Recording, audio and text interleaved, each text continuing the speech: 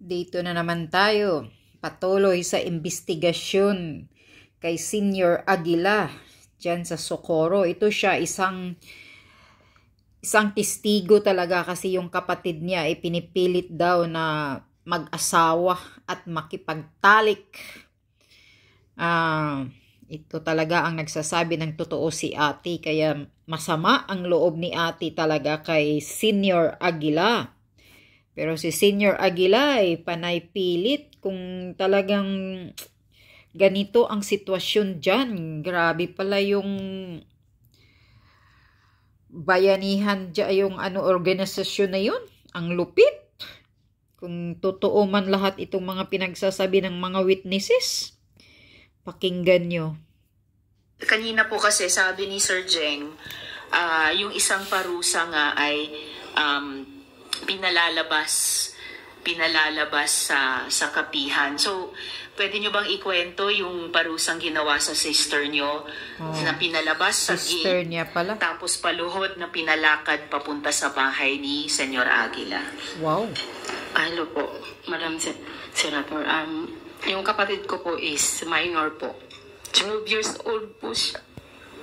Running 13 po yung ikinasal siya ni Senyor Aguila.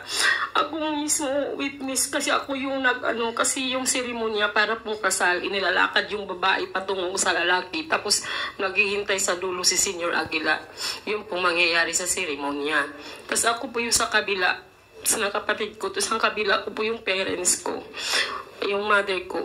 Tapos nung hindi siya nagpagalaw ng husband niya, kasi may gusto siyang ibang lalaki, tapos hindi yun ang ibinigay ni Senyor Aguila. Ibang lalaking ibinigay sa kanya, tapos hindi niya kilala. Tapos hindi siya nagpagalaw sa kanyang husband na ibinigay ni Senyor. Pinatawag siya, pinaulit-ulit siyang pinatawag, pinapagalitan ni Janet at ni Rosely Ahok po. Asali ko, paulit-ulit siyang pinapagalitan. Tapos pagdating niya sa bahay, iiyak siya. Sabi niya, ayokong gawin yun kasi hindi ko yung mahal yung tao na may pilitan lang ako. Tapos yung mother ko po iyak ng iyak. Tapos nangyari yung lahat na ikinasal ni Senyor Aguila na minors po, binalabas sa gate.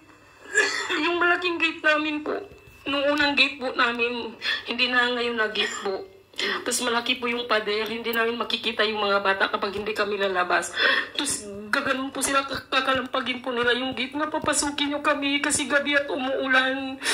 Ang lahat ng bata po, mainom siya nandun sa labas.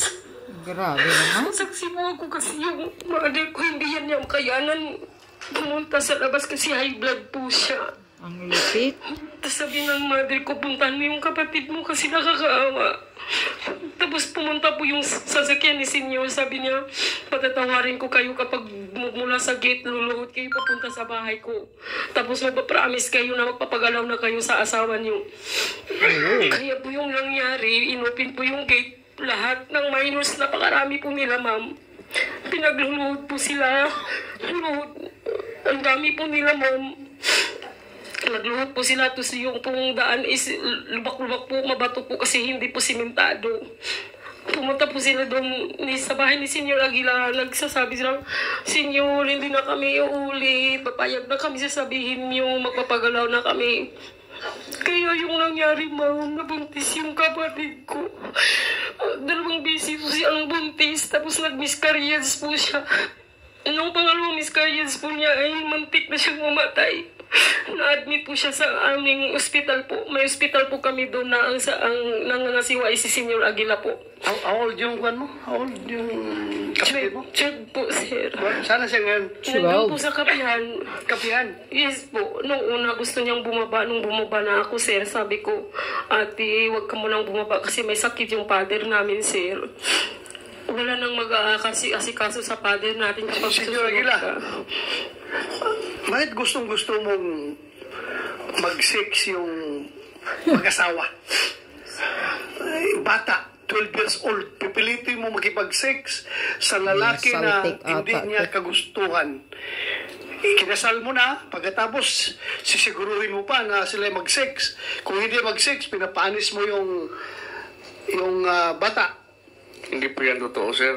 Ha? Hindi po yan totoo, Your Honor. Puro ka lang hindi totoo. Ano bang totoo sa'yo? Hindi ko po magagawa. Ha? Sigurado ka? Opo.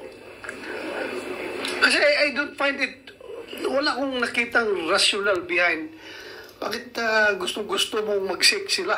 Kaya nga, gusto siguro niyang marami sila para rarami ang organisasyon niya. Pinapalo mo pa na mag-sex.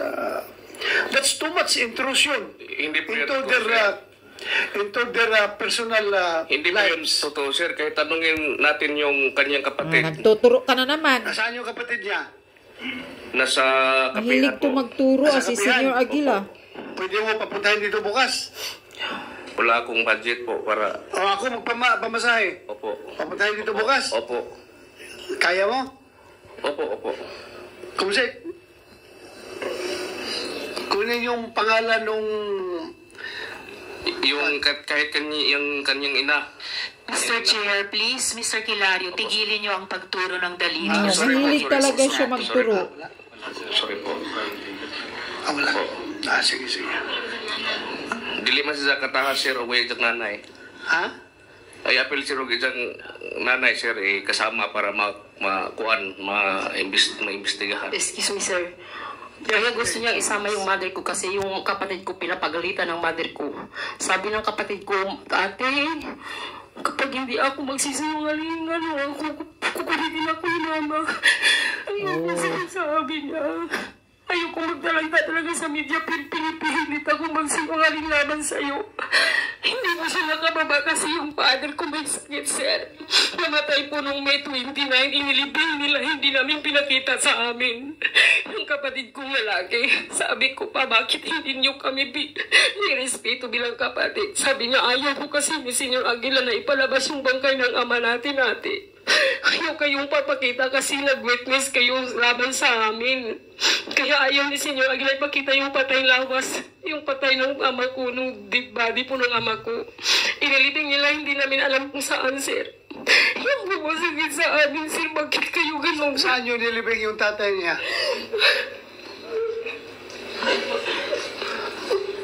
Saan yung nilibing?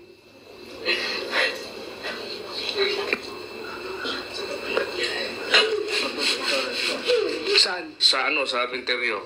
Cemetery kayo doon? Opo. Ano kinamatay noon?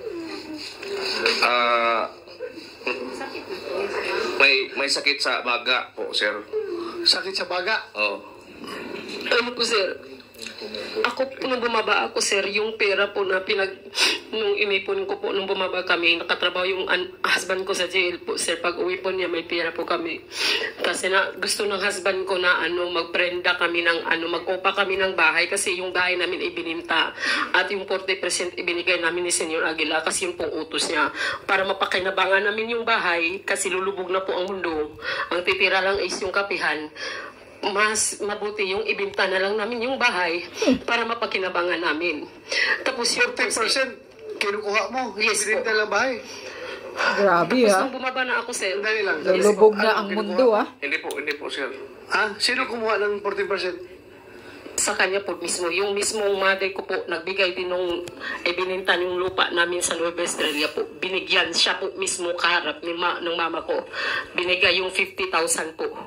At tapos nung po, ma'am, nung bumaba ako, sinabihin ko yung father ko na gusto mo bang magpagamot? Sabi niya, gusto ko talaga. Kasi matagal akong naging isang anak. Kasi nasundan ako ng kapatid ko, si 3rd college na po siya. So yung kapatid ko po talaga wish come true ko po na magkapatid ako ng babae. Tapos nung bumaba ako, sabi ko sa father ko, close talaga kami. Alam ng mother namin na nagtabla kong kapatid na lalaki na mahal namin yung father namin kasi mabait po siya kahit kailan hindi kami sinigawan o po. Kaya nung sabi niya gusto ko magpa-opera na may pira ka ba dyan, kababago mo lang bumaba. Sabi ko, gagawin natin yan ng paraan. Hanap ako ng pira, makapagamot ka lang. Tapos kinausap ko yung doktor namin doon, si Dok Gimao na, pwede bumang tulungan kami. Sabi niya, sagutin ko lahat ng sa hospital. Yung konsumo na lang po daw pong namin. Tapos kinausap ko yung kapatid ko na katandang kapatid na, kuya, magpaalam ka kasi Senior Aguila na ibaba mo si tatay. Tapos i-admit natin sa Caraga Regional Hospital. Sabi niya, ayaw ni Senior Aguilang pumayag kasi magtatagal sa hospital daw, baka magwa 1 week o 2 weeks. Siya na lang daw ang gagamot ng ama ko. Kaya yung pong kanasasakit sa akin kasi hindi nila pinaalam sa amin na naghihirap na pala yung ama ko, sir. Namatay na pala. Yun po. Mr. Chair. Yes, but before Senator Risa, I would like to acknowledge the presence of Senator Tolentino. Thank you, Your Honor, for joining us. Go ahead, Senator Risa. Salamat ka, Mr. Chair. Mr. Kilario, saan po nilibing yung ama ni na Lovely? Sa ano po, sa sementeryo po. Aling sementeryo po? Sa kapihan po, sir. Ma'am Risa. Sa Kapihan? Saan po yung death certificate nila? Nasa iyang mama. Mama ni Lovely. Nandun sa kapihan. Dalhin niyo po bukas. Or dalhin niyo yung Opo, ready po kami. death certificate na ito. Opo. Sorry po. Yes, yung daliri po ninyo, Mr. Kilario. Sorry po. Ang tindi na ng pinagdusahan ng pamilyang ito at ng lahat ng mga pamilya ng mga batang ito. Please, wag niyo silang ituturo. Yung kanyang sinasabi po na hindi pinahospital po. Kahit pa tanungin niyo yung kanyang nanay po. Huwag kang magsinungaling kasi ako yung nagpa-hospital ng father ko. Nasa akin po. Sagot na lang. Nasa akin po, sir. Share lang po. Sorry po. Nasa akin po, sir. Sige, ano yung sinasabi mo? Ako po yung nagpa-hospital sa kanya. Kasi na one time po, nagsinungaling yung mother ko na magpapalo up po siya ng pension niya po. Kaya sabi niya, hindi po pwedeng iwan yung father ko kasi may sakit na. So isinama niya pababa. Pero ang inside po dun is, pinagamot ko yung papa po ko, pina-check up ko sa health specialist po. Pinatingnan ko yung puso niya, yung baga niya.